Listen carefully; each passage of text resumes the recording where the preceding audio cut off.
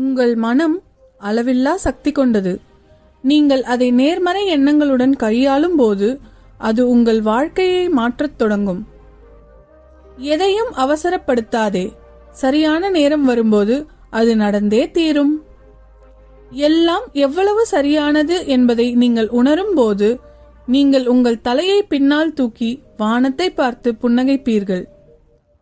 நீங்கள் பேசுவதற்கு முன் உங்கள் வார்த்தைகள் 3 இடங்களை கடந்து செல்லட்டும்.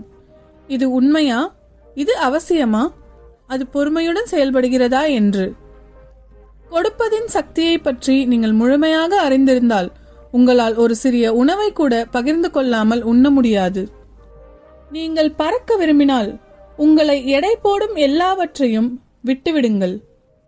வலி தவிர்க்க முடியாதது, துன்பம் நாம் தேடிக்கொள்வது.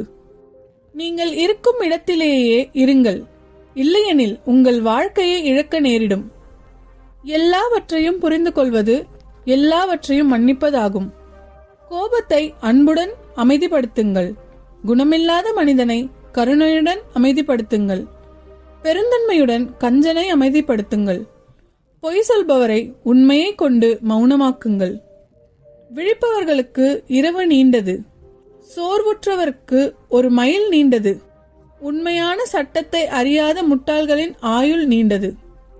உண்மையின் வழியில் செயல்படுவர் இம்மையிலும் மறுமையிலும் மகிழ்ச்சியாக இருக்கிறார்.